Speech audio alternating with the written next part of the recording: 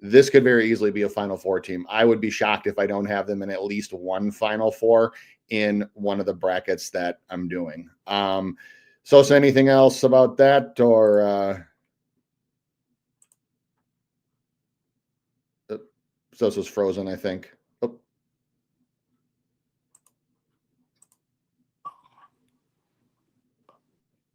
Sosa, are you frozen again? Yeah. All right. All right. All right. In other action, yesterday we had Duke. I said this to a few people today, is that while I'm not the biggest Duke fan in the world, never have been, game respects game, and this team is just scary good. Especially when they get back to full strength. Louisville put up a fight yesterday and obviously led at halftime, but Duke is just so deep and they have so many weapons and so many ways that they can hurt you. This team is just straight up scary, scary good. And so Duke, I would be very, very surprised if they're not in at least the Elite Eight. This is a very legitimate Final Four team. So you back? Can you hear me? Yeah, you're good now. You're good. All right. Well, yeah, bro. I don't know. Something's going on with my router. It's been fucked up you're since good. yesterday. Yeah, bro. I don't like talking about Duke, but man, they look like something.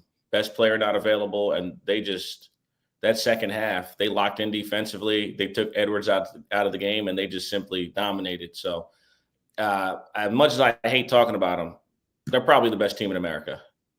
Yeah, they are. The only team that I think might be playing better than them right now is Florida. Oh man. Aside from the fact they put up 100. Now, first of all, the fact that Alabama just decided to forego defense and just try to match Florida gun for gun, which isn't going to work. This Gators team is just playing scary good right now.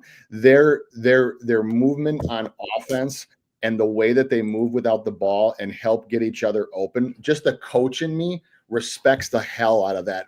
This is a team where, it was funny because my brother and I always text each other a lot during March Madness, and I just got a text out of nowhere. It just says, "What the fuck is Sears doing?" And I said, "Well, when it starts to go south for Alabama, Sears has the tendency to play hero ball." And that's one of the things that ended up killing them yesterday, because this Florida team, when you try to play hero ball and you try to get it all back in one possession, when you get down against them, this team just makes you pay, and they are lethal when teams are scrambling to try to get back, because their vision in transition and their ability to find guys off of cuts, off of offensive rebounds, it's like they all have a sixth sense and know where each other is. So, I watched Florida a little bit during the regular season. I've watched them a lot more over the last month. And that's another team where I can honestly say they are scary good. They're scary good. They have multiple weapons. They have multiple different ways where they can kill you. They can beat you inside. They can beat you outside, and even their warts, even their Achilles heels, which really their only one is getting to the free throw line and making free throws sometimes. They mask it because they're just so efficient on offense. I always use Mark Few as one of the examples of offensive efficiency, because his motion high offense is one of the most efficient in the country. But it just, the way that it stresses all five players moving at all times, and you make it impossible to guard. Even when if you watch Florida today, even when they run ISOs or high ball screen 2-man game, watch the weak side, watch the opposite side, because everybody is moving or looking to move or looking to screen. And what that allows you to do is you can't take your eyes off of anybody. So when you have a team that runs a lot of ISO ball, what you can do as a defense is you can cheat over on help, because you know that the guy is going to the basket. You can't do that with Florida, because in a fraction of a second, they're setting a little rub screen, little flare screen, getting guys out. It's just crazy. So shout out to the Gators. They are playing just absolutely fantastic basketball. And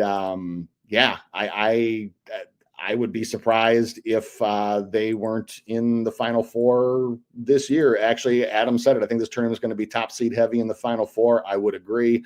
That's where I disagree. Okay, go ahead. I disagree. I think that that always happens when it looks like we have these 4 demonstratively better teams. All 4 of them never make the Final Four. It just doesn't happen. Oh no, I'm not saying all 1 seeds. I'm just saying probably all 1 through 3. 1 through 3 for me is what I'm saying. I'm not ready to make that call yet. All right. Well, I want to see who it is first. Yeah. I want to see Chris. I want to see where Ole Miss gets placed. I want to see where Michigan gets placed. I want to see because as these conference tournaments go on, we collecting data. Me and you are collecting data. I think we got to look at Michigan and we got to look at their head coach and what made him him. And it's looking like it's a replicable situation. He had a team at FAU who was really good when the chips were in the middle of the table. It didn't matter how good they were during the regular season. When tournament time came around, they were ready to go. And that's what we're seeing. We're seeing it again. I'm also very disappointed in Kevin over at Maryland. How the fuck do you allow a layup at the rim off a made basket? That's how do you not stop ball? What the fuck are you doing? What a punt that was. And despite being down 10, they actually clawed all the way back and they were up by 4-5 and then gave that back too. Very, very, very disappointing by Maryland. Almost as disappointing as Iona. They picked a really, really bad time to have a bad Iona game. I know I talked yesterday as part of the play that over the last 5 games, they've been shooting almost 60% effective field goal percentage. And, they forced Mount St. Mary's into all the turnovers that they needed to. Mount St. Mary's was more than happy to turn the ball over. What we unfortunately got was the quote unquote bad Iona. From a shooting perspective. And it's not like they were taking off balance shots. They had wide open jump shots. I watched most of the game and just bleh. Like I told VIP, I said, I guess that'll learn me for trusting Tobin ball because Tobin ball is built on multiple guys being able to make open shots. And that didn't happen last night. You're on mute, Sosa. You're on mute. I want to address that comment right there because we watched the show yesterday. I said I think Wisconsin will probably win the game. It's not a matter of this. Listen, Izzo. I'm waiting for him in the tournament. Him winning the Big Ten for him was enough. It was enough. He knows he's got enough players that he's got a couple guys going to put in the league too on this team. If they stay or go, he knows he's built. He knows that Michigan State basketball is back. So. Yeah. That particular time. Elsewhere, not disappointing at all to me. Elsewhere in action, they if you probably didn't, you may not have watched it, but such a disappointing ending in the MEAC final. Norfolk State did win, but if you watched it, what ended up happening is South Carolina State had a really nice offensive rebound to tie it, and then their kid had a J.R. Smith moment and forgot that the score was tied and fouled the Norfolk kid on purpose at midcourt. He made one. They missed a desperation shot. Game over. Season over. So tough break. I mean, we can say all we want, and I use that story not to rag on the kid because I feel bad for him. Is that while these are Division I athletes, while these are the top college athletes in the country, they're still 18 to especially in the MEAC, they're still 18 to 20-year-old kids. And I'm sure that nobody feels more horrible than he does. Because that game was set to go into overtime and South Carolina State actually led by double digits. So tough break. And then the other one, which I'll talk a little bit more about when we get to bracketology, is Colorado State is it's kind of fitting that their colors are green because they are Boise State's kryptonite. Three times played, 3 times Colorado State wins, 3 times where it wasn't really that close. Boise looked like they were. I mean, Boise got off to a great start. They were up early, and Colorado State just has way too many jump shooters and teams that can make jump shots and teams that can get themselves open for jump shots to take advantage of some of a little bit of the lack of athleticism that Boise has on the wing are teams that just absolutely kill the Broncos. And it happened again yesterday. So I got to give a shout out to Nico Medved. He's a Minnesota boy, went to the U of Minnesota and is from Minneapolis. So shout out to Nico for getting them back to the tournament.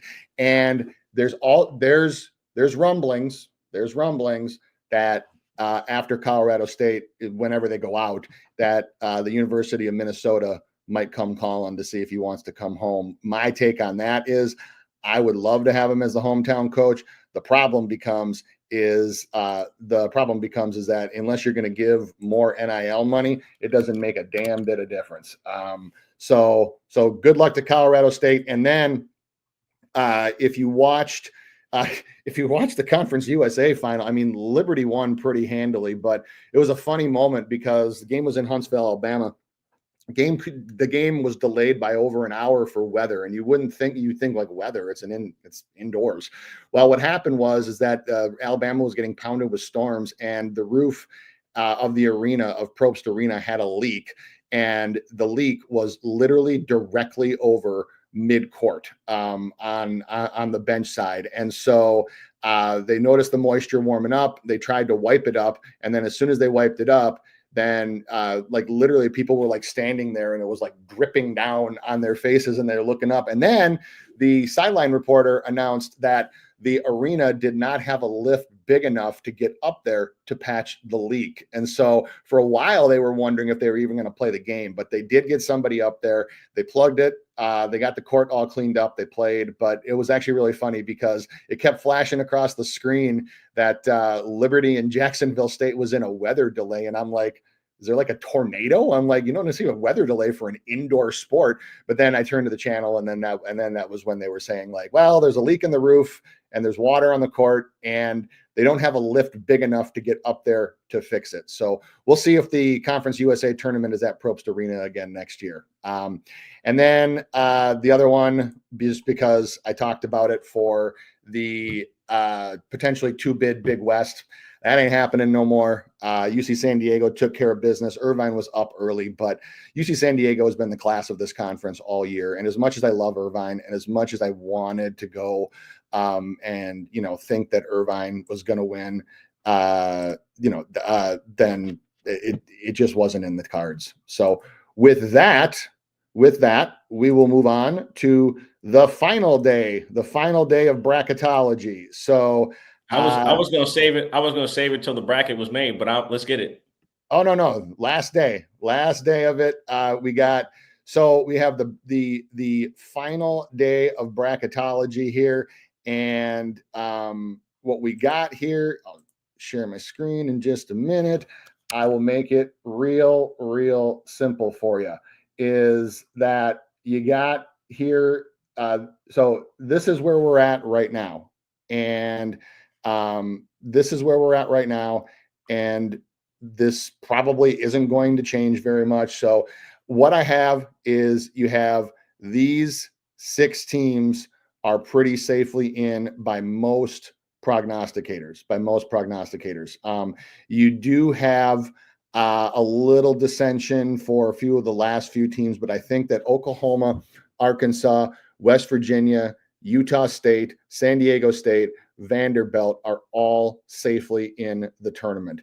Now, what that leaves, if there's no bid stealers, which I'll get to in a second, if there's no bid stealers, what that means is that there's 2 spots left. There's going to be 2 spots left, and it's going to be for 1 or 2 of those 5 teams. So Xavier, Boise, Indiana, North Carolina, and Texas. Now, when you're looking at it from an overall perspective, I personally think that because I thought that Texas or even North Carolina might sneak in after Boise lost. But actually, most projections have it being Indiana. Looking at Indiana, I understand why they have one of the highest quad one win totals of that group. Their overall non-conference strength of schedule, 134th, so not fantastic, but it is top half. It's not bad.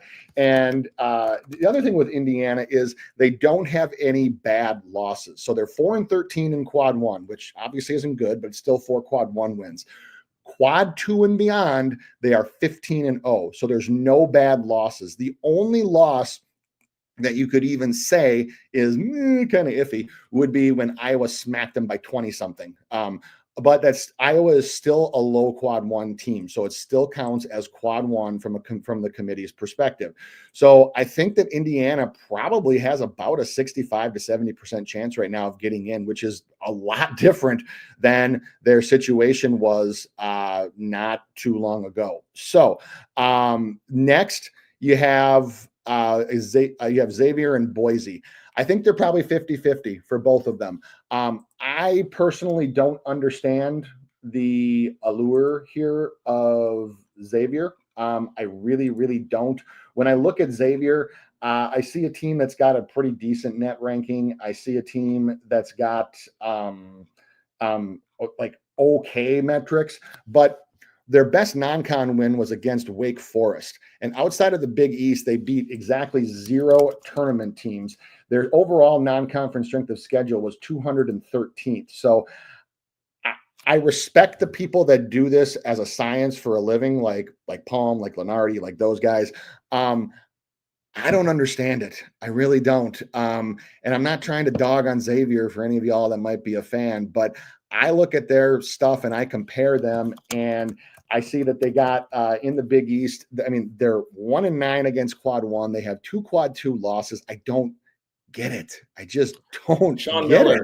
Sean Miller's got photos of somebody in that committee. I don't get it. He's just got don't compromising get it. photos of somebody. Man. He finds a way to be relevant. Always finds a way to be relevant. And I'll go this far.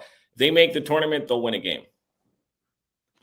They very easily could. They very easily could. We'll talk a bunch of shit about how they shouldn't be in. Yeah, and then they'll win. And then first round they show up, win a game, and then they'll win. And then you go on to Boise. The door's closing for Boise. If they get in, they will be the absolute last team in. Their overall non-conference strength of schedule is 125th, which is good. Their problem is that they have a quad 3, a quad 4 loss, and 2 quad 2 losses. Those just kill you. They absolutely kill you at this time of the year. They have 3 quad 1 wins. Nothing really outside of the conference. Their only one was against St. Mary's on a neutral floor very, very early in the season, but they lost to San Francisco. They lost to Boston College. They lost to Washington State. They lost to a few teams in the conference. It's not good. I personally would think that Boise would be left out. If they're going to give a run at it, they're probably no better than 50-50. And then UNC and Texas, you're probably looking at about 25%. Texas, we talked about it yesterday, and we actually talked about both these teams yesterday, so I'm not going to belabor the point. Texas, the more I looked back, because I researched it, the committee has absolutely punished teams for having a weak non-con schedule, and Texas has that. They obviously have six or seven quad 1 wins. They're all within the conference, but they played nobody outside of the conference. They have a 6-12 conference record, and even in a conference like the SEC, it just doesn't play well. So I personally think that they are going to find themselves on the outside looking in. And we've obviously talked about North Carolina. I think that any team that's not on this. Hold on real quick. Go ahead. Texas doesn't make it, right? Right. Rodney Terry fired by Wednesday? Probably. Probably. Or do you think they'll do him like Neptune and fire him the very next day? Or maybe they'll do them like Minnesota did and basically have a contingency like at his like house just like ready as soon as they announce it. They'll be like, yeah, because so he's gone, bro. Yeah, so if you don't know the story about how Ben Johnson got fired from Minnesota, they got back from the Big Ten tournament just after midnight, and as soon as the team was off the plane, basically he got a text or like a message to just stay on the plane, and then the AD and the president and people and came on the plane, and I mean, if you're him, you obviously know you obviously know what that conversation is. But I mean, they literally met him on the plane, and after everybody was off, they fired him. So I'm guessing it's going to be something like that. But I agree with you. He gone. Yeah. And then gone. Age of NIL, Rodney Terry. If they don't make a tournament, it's done. Yep. Over and done. And then last but not least, the bid stealers. Well, actually, first to last, if there's a team that's not on this list as safely in or one of the final two spots, so you're talking about like Wake Forest or like SMU or teams like Dayton, Ohio State, they're out 0%. Nothing can happen to get them in. So this is what you're looking at for today. Now we have bid stealers. We go to bid stealers. So if you have one of these two teams, Memphis and VCU, if one of them loses, it will take a spot. Then you have a final spot, especially Memphis. If Memphis loses, then you're talking about 5 teams for one spot because Memphis is going. VCU is a different animal. VCU is more chaos. VCU, we've talked about it here before. Their net ranking is good, 31st. However, Indiana State was left out when they only had 4 losses, and they had a net ranking of 27. And the reason why they were left out is because of their lack of quad 1 games. VCU only played 3. They were 2-1, but they only played 3. Their overall non-con strength of schedule, 289th. So they would probably drop to about a 50-50 shot to get an at-large bid and be one of the last teams in should they happen to lose today against George Mason. Now, not to spoil when we get to plays and stuff we're talking about, but I don't think that they will. But they also have 4 quad 2 losses and a quad 4 loss. You combine that with a very, very weak non-con strength of schedule, it's no good. The committee punishes teams for stuff like that. So if VCU happens to lose, I put them in bid stealers just because of their overall strength of net, but I don't think that it's as cut and dry as if Memphis loses. Memphis is going to the tournament 1,000%. It makes no difference what happens today. They're looking for seeding right now. They have a 6-1 quad 1 record. They have 3 quad 2 losses. However, they played one of the toughest non-con schedules in the country. There's no scenario, even if UAB wins, where Memphis misses the tournament. They're going. End of story. So that's where we're at for bracketology. We got just about 10 hours or so, or no, 8 hours or so before it's all said and done. And then we can all bitch about who got in, who got left out, and who got put in what bracket. That's almost as fun as betting on the games. So anyways, that's where we're at with bracketology. Before we go to the plays, just wanted to give a shout out to some of the people in the chat. Already showed a few of them. It's Els. Good morning, my guy. Trucking with Loshan Parks. Chuck. Top Shelf. Luke Murphy on the way to the arena. I take that by accident. That's low. Trucking with low is low sports picks. Oh, okay. Yeah. That's low, sorry. Yeah.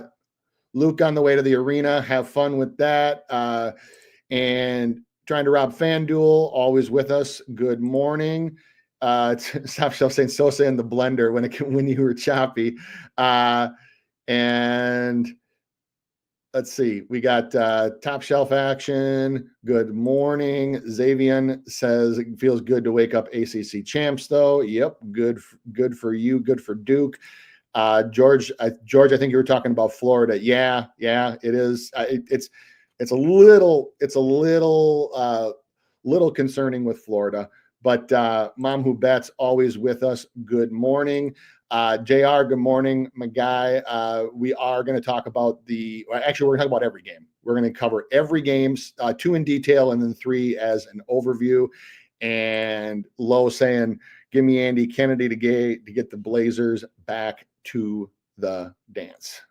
So, and then Saged Up, good morning as well. So normally I would say if you have any games that you want to talk about, just drop them in the chat, but you don't need to today because we are going to cover every single one of them because there's only, 5. So the first one that I wanted to cover is one of the first games of the day. And since we were just talking about VCU, we can talk about the A10 championship that they will be playing in. So we got VCU laying 8, total of 127.5. VCU, we were talking about them and them looking like they hit a switch. I'm sure I know exactly where you're going with this. So tell the people what you're betting on. I also might have something here as well.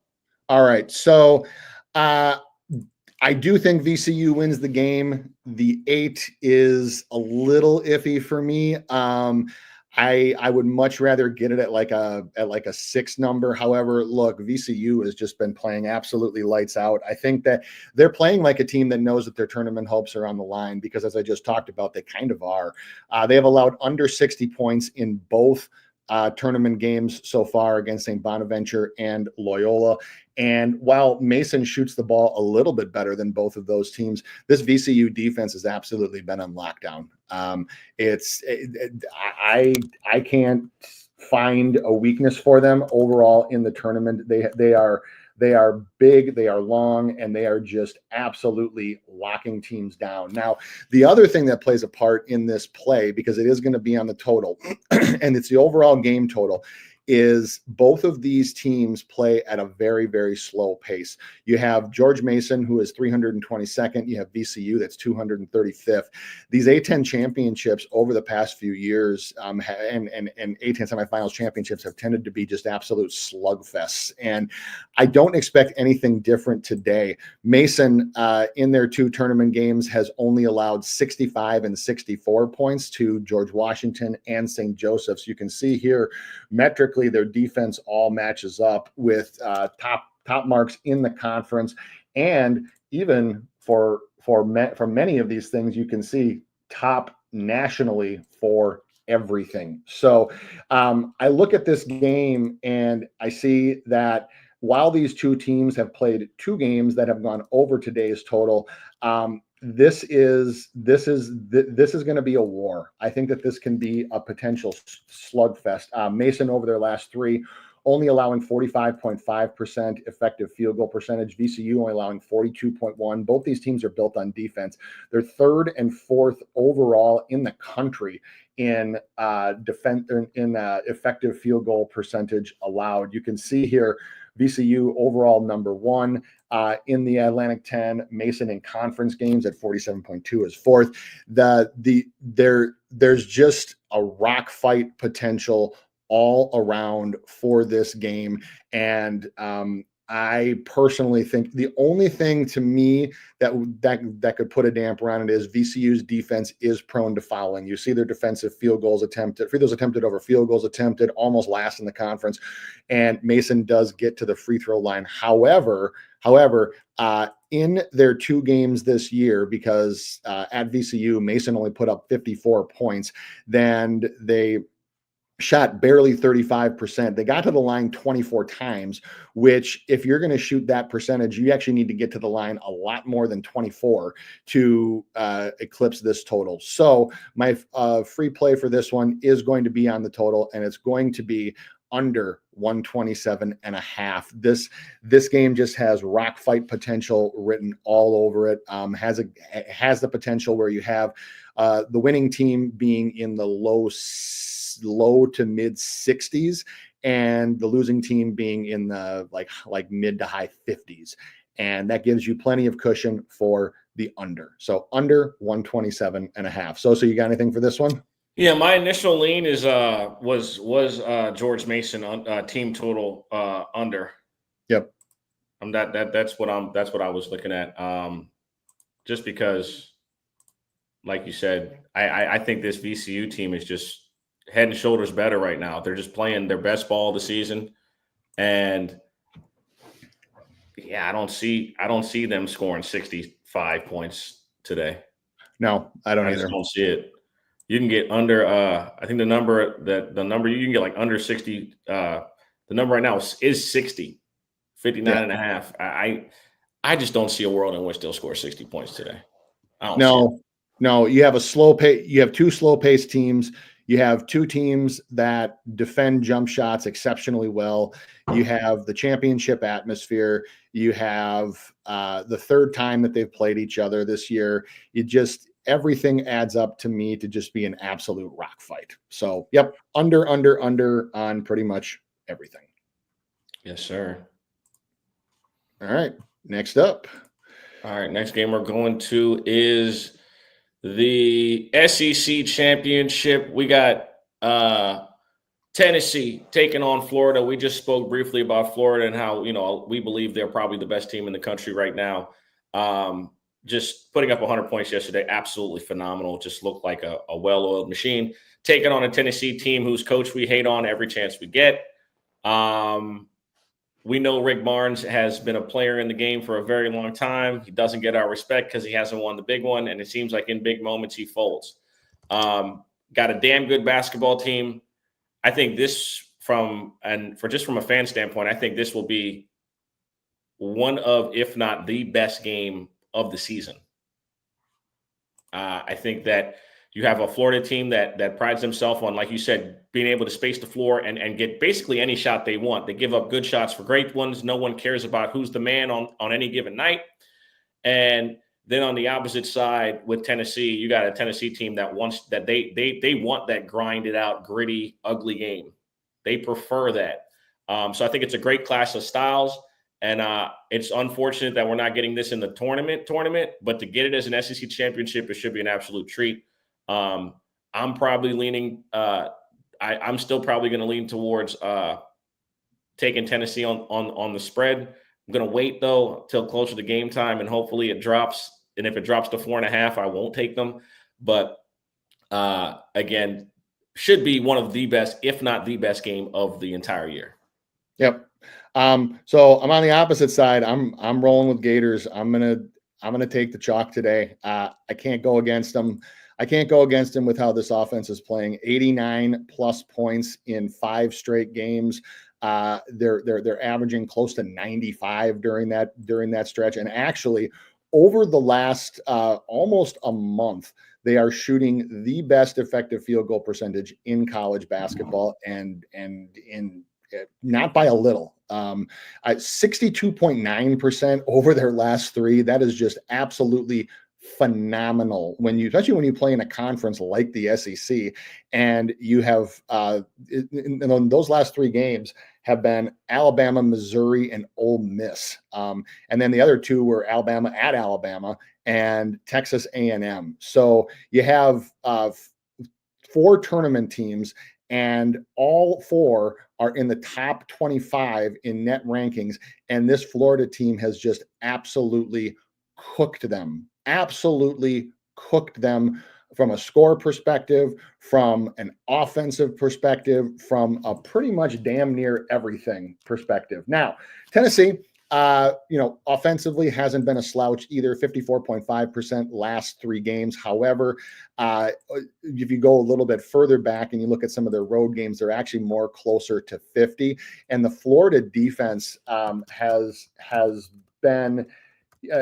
Obviously, Alabama, put up some points, but the Florida defense has, despite giving up a lot of points because they score a lot, the Florida defense has been pretty damn good. 45.3% effective field goal percentage allowed. That would be top 5 in the country. They're top 10 in anyway. And even when they get, even on the road overall for the year, still under 50% for effective field goal percentage. And this Tennessee team, the win against Auburn, as Sosa said, was a grinded out, gritty game. However, not to hate on Auburn because they Their are going offense to is their offense. I know what you're about to say. Their go ahead. offense is just not like this one. I know what you're No, about to say. no, it's not. And they've also lost 3 of their last 4. And in losing 3 of those last 4, their overall shooting percentage has been down around 51% for effective field goal percentage. A team that shoots almost 56 on the year. The other thing that I think that Florida has a very, very distinct advantage of is, despite the fact that it's a Rick Barnes defense for Tennessee, they don't really force turnovers. You see here, they're 11th in the conference, and they're 11th in the conference in forcing turnovers. It's actually been worse over their last 3 to 5 games. And you have a Florida team that takes care of the ball, being 3rd in the conference in least turnover margin. Now, what Tennessee relies on defensively is they rely on forcing you into bad jump shots or end of shot clock jump shots. They're going to force you into taking off balance, on the move, whatever, just bad shots in general, which then they also rebound the ball exceptionally well, as you can see here. So Florida's not doing that, though. Florida's shooting the lights out of the ball. And they're moving and they're getting good quality shots on offense. That is the key, and that is the way to beat this Tennessee team. And so with the way Florida's playing right now, I'm just not standing in front of the train. I'm really not. And I'm especially not going to stand in front of it with Rick Barnes in front of me. I'm in a game like this. I'm just not going to do it. See, I was feeling the same way, but it could be me, but this Tennessee team feel different. You know what I mean? And then also, I hear you. How can you not be impressed with just, we watched the SEC all year. Both teams getting to this point, they've gone through a gauntlet. That's the difference between every other conference tournament. Like every other team that's in a conference final or in a tournament final right now, they had an easy game in the tournament. Wasn't no easy games for none of these teams in the SEC tournament. So that's what I'm looking at. Like I said, I think the build up to this one will be just insane. I think this game will be the best of the best.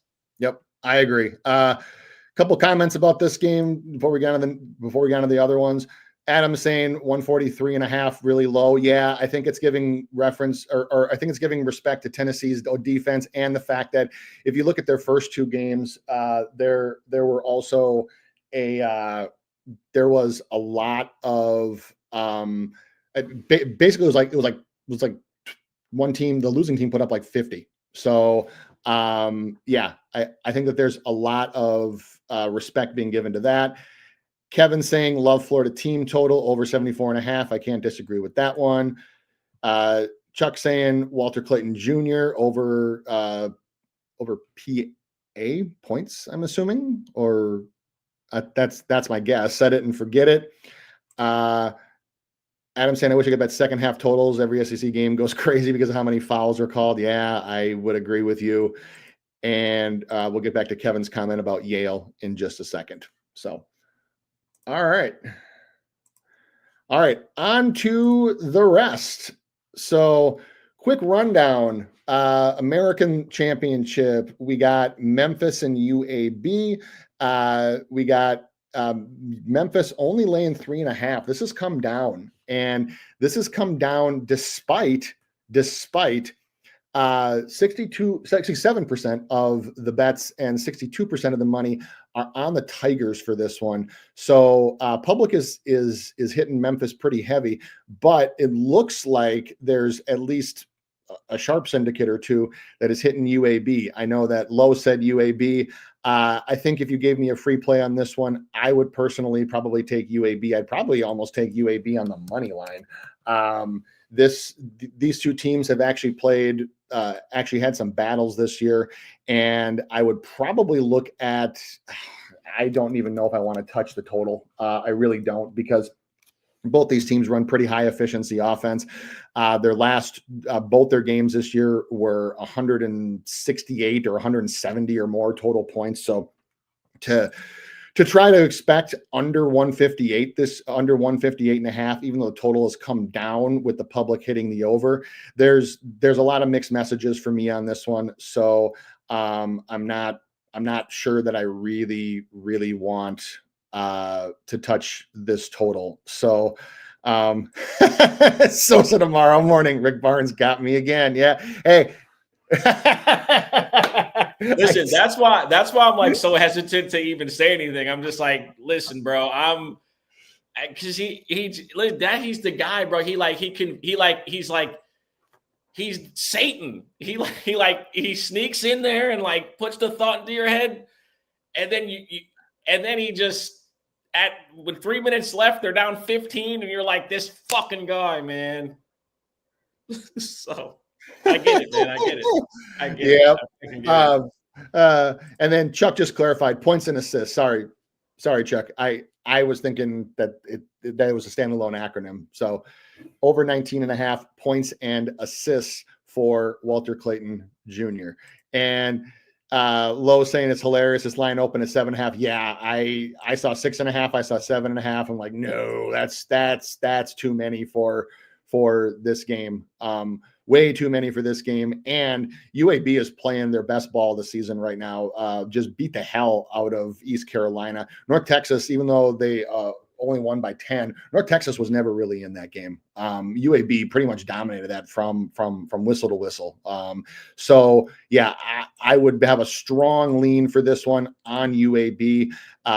I wouldn't be opposed to sprinkling on the UAB money line. You can get that at plus 146, plus 150 right now.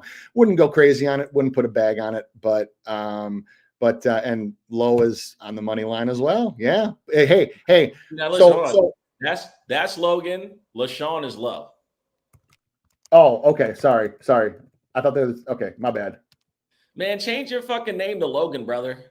Like, I ain't gonna lie. That should look like a Native American sign. I didn't know. I'm having trouble reading. I'm like, what language you speaking there, brother? Yeah. But so think about it this way, because with a plus 150 money line, you only need that to hit 42, 43-ish. I got to do the exact math, about percent of the time for it to be profitable. So if you think that there is at least a 40 to 42% chance or so that UAB will beat Memphis, meaning that you don't think that if they played 3 times, or if they played 100 times, would Memphis win 67 or more of those times? If you don't think that that's going to happen, then the UAB money line has value. And if you get a boost on it, like Logan did, then then it absolutely has value.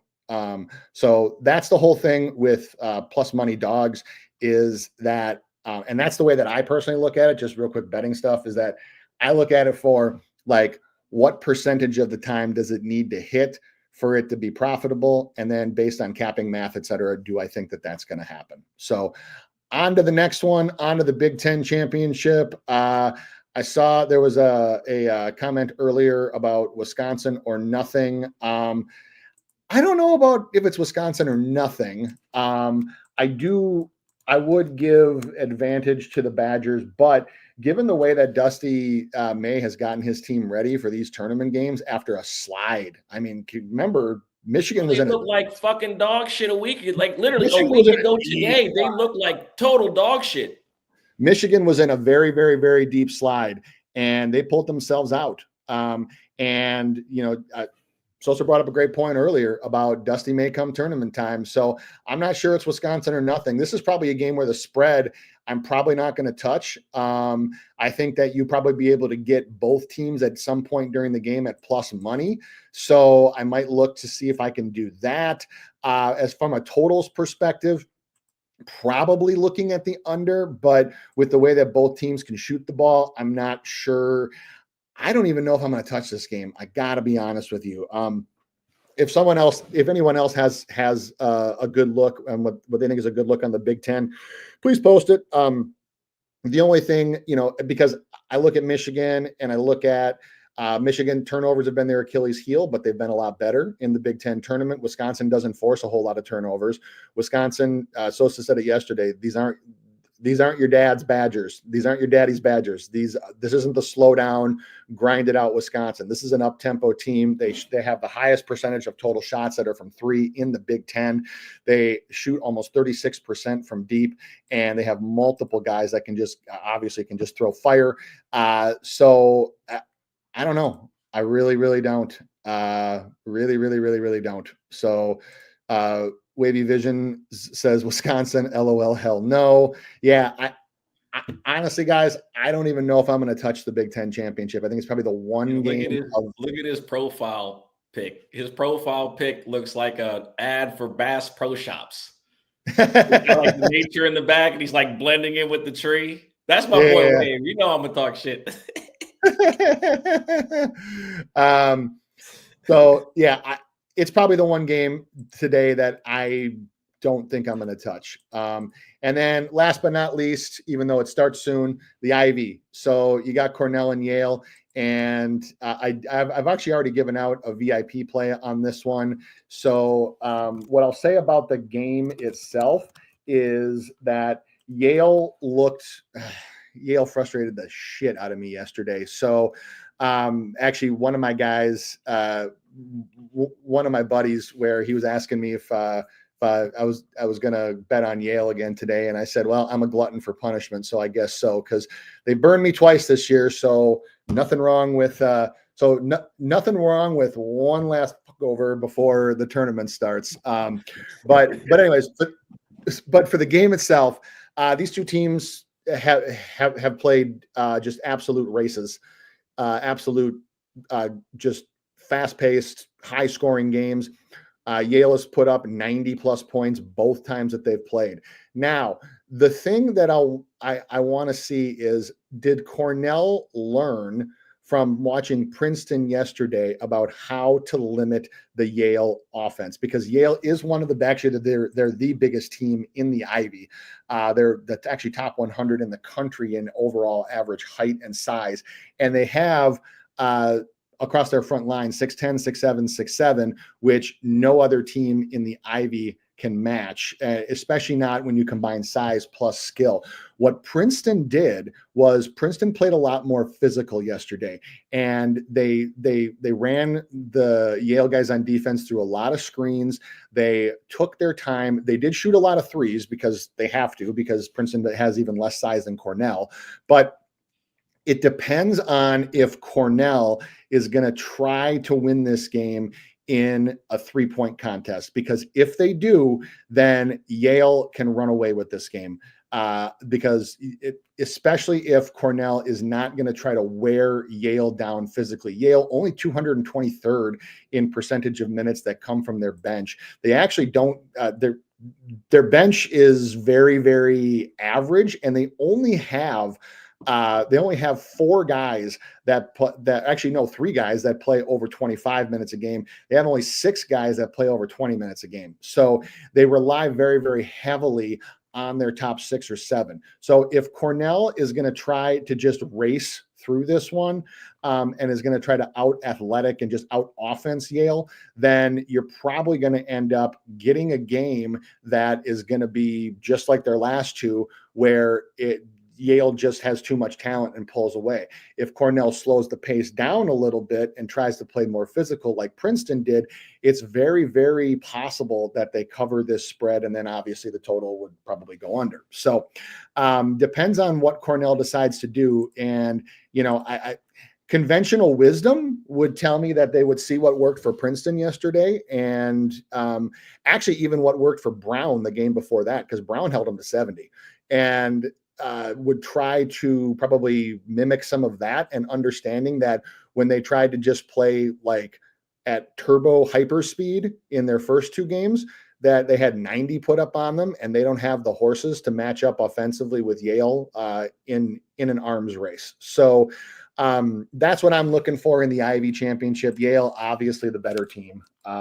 Yale, clearly the better team here. They have much more size, many more weapons, but that 5.5 line, is They doing that on purpose. They do that shit on purpose, bro. Because they know that when, like, just bettors in general, like the sharper bettors, the sharpest people are looking at that line and they're just like, it's literally like historically like a 51-49 line. Right. You know what I mean? Right. It's especially in these tournaments, historically, 5.5 points is literally the most even line ever. And then if you go back and you look at some of the past Ivy championships, Yale has been obviously in most of them. You do see that they are kind of a grind. It does tend to be a grind fest. It doesn't. The last one that was like played at turbo speed was back in 2019 between Yale and Harvard. And I said you're usually going to hear Yale because Yale's in all of them. But for me, it depends on how Cornell decides to play this game, because if they're going to, like I said, if they're going to try to play at turbo speed, then that's what they did the first 2 times. And they ended up getting beat by double digits and had 90 plus hung on them both times. It's not going to change because the personnel hasn't changed. The situation hasn't changed. So if they modify the way they approach this and try to play a little slower, still run when they can, and play a little more physical, they can, not only can they hang with Yale, but they can put themselves in a position where it's a 1-possession game at the end of the game, and who knows what happens. So those are my overall. Sosa, any more thoughts on the other 3 championships? No, I'm just ready to make this announcement before we can get up out of here. All right, just tell the viewers thank you. So yeah, we'll just do a few last comments here. So Wavy saying, I like the under. They scored damn near 180. The line opened at 159. Yeah, it is kind of weird. The fact that it's the championship is probably playing a little bit of a factor in that. Mr. Cover, welcome in, my guy. I like this. You got a baseball and a basketball parlay. I always love the combo parlays. Yale money line and Oregon State money line. Top Shelf saying took the under. Oh, that's the same thing. Minus 102 best odds. Hurt, welcome in, my guy. And Wavy saying Trey Donaldson over 3.5 assists has been a cash cow. Michigan versus Wisconsin. And Wavy saying, is Memphis in whether they win or not? They are. Yes. They are. Yeah. 100%. Not even a question. Easily. Xavier, appreciate you, my guy. Appreciate doing this for you. We'll be here throughout the tournament. So this is definitely not the last of us. We will be here all tournament because we got the madness is about to happen. But I'll turn it over to Sosa and tell the people what they need. All right.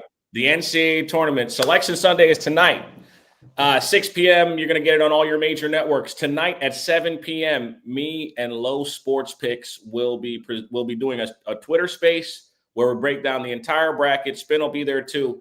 We got $1,000 prize pool for our NCAA tournament bracket challenge. It's free to enter. You get 1 entry per person. Again, $1,000. 7 o'clock tonight. Me and Lo are going to do the space. Shout out to Lo. He's been doing a lot of stuff here recently for the community, just as a whole, looking out for people.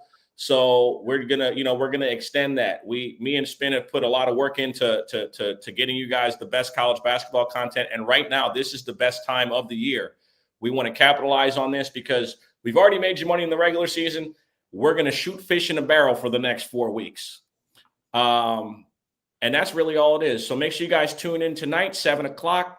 We're going to drop the brackets sometime soon, probably before the selection stuff. So be on the lookout as to the rules, to how to be a part of it. But we would love for every single person that watches us daily, that checks out anything that we have, to make sure you lock in, because I don't think anybody else who is really doing this to the people, for the people. So again, shout out to Lo, Daily Bread Media, betting on the low with Lo Sports Picks is going to be back very soon. Obviously he does a lot of stuff for college football, but 2025 has been off to a good start. As you can see, Daily Bread Network is popping. We appreciate y'all. we're all about the slow grind here. We started back doing this show for a little bit over a month. We've seen growth, well over 100 plus subs in less than a month to the channel. So we greatly appreciate everybody that follows us and that checks out the work. Hopefully we've been of value to you guys. We look forward to getting shit popping during baseball season, because some people are unfamiliar with what this guy does over here. But that's how I actually found Spin. I found him when he was just doing baseball pitcher props, and he still does that. He's still the best in the business at that.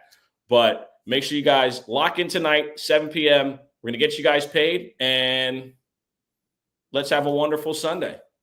Best of luck, guys. We'll see you later. Pop, pop, pop, pop.